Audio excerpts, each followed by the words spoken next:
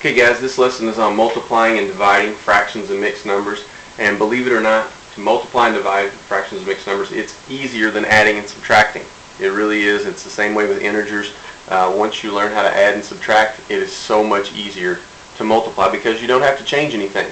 You just multiply straight across the problem. If here I have 1/3 times 2/3, I'm just going to multiply straight across. 1 times 2 is 2. And the marker's kind of fading out a little bit. 2.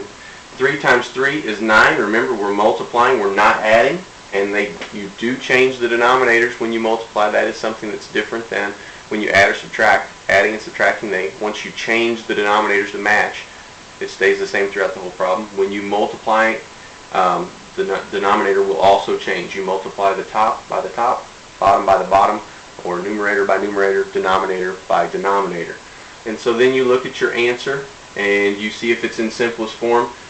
Is there a common factor for 2 and 9? The factors of 2 are 1 and 2. Is 2 a factor of 9? No, it's not. So that is in simplest form, and that's good. So that answer is finished. Now, mixed numbers are a little bit different.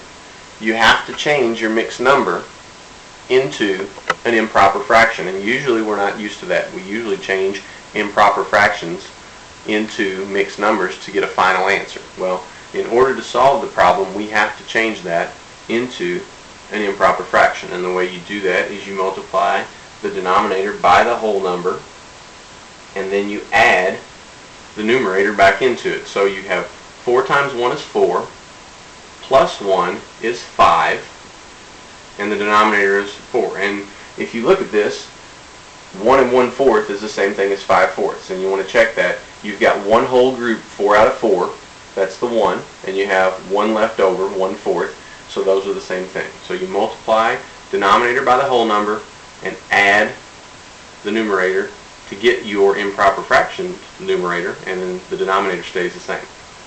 And so then I just multiply by what I have right here. 5 times 2 is 10. 4 times 9 is 36. If you remember the divisibility rules, both of these numbers are even. They can be divided by 2. It doesn't always have to be by 2.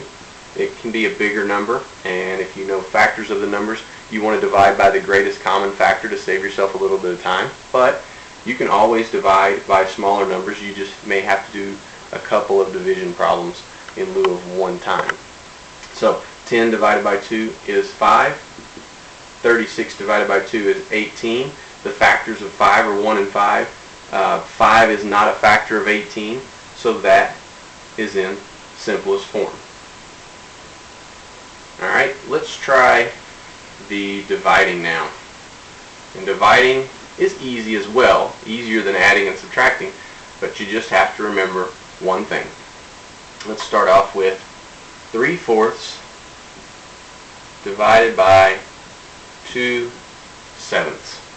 When you divide, you have to invert the second number.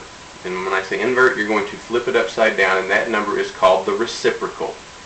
So it's really going to be 7 over 2. 3/4 stays the same. You don't do anything with the first number. You flip the second number, and you change the division sign to a multiplication sign, and then you multiply straight across. 3 times 7 is 21. 4 times 2 is 8. That is an improper fraction. You need to change it to a mixed number before you simplify. So 8 goes into 21 2 times. There are 5 left over, 2 and 5/8, and that is the simplest form, and that is the correct answer. So you flip the second number, change it to the reciprocal, change the sign to a multiplication sign, and then you just invert it, change it back into a mixed number, and simplify if you have to. Pretty easy steps. So the same thing applies if you have a mixed number. If I have 1 3/5 divided by 1/8, I'm going to leave the first number alone, not going to change it. I'm going to use the reciprocal of the second number, which would make that 8 over 1. I'm going to change this to a multiplication symbol. The difference here is I have to fix that mixed number. I have to change it into an improper fraction. 5 times 1 is 5, plus 3 is 8, so I have 8/5 times 8 over 1, which gives me 64/5. So you cannot leave it like this. 5 goes into 64 12 times. You have 4 left over, 12 and 4/5, and I know that that is simplest form because these two numbers are next door neighbors. 4/5 is in simplest form. That's it, guys. That's the lesson. We'll work on this more in class this week. 6th graders, this should be a review for you. 5th graders, it may be a little bit new for you, but we will work on this more in class.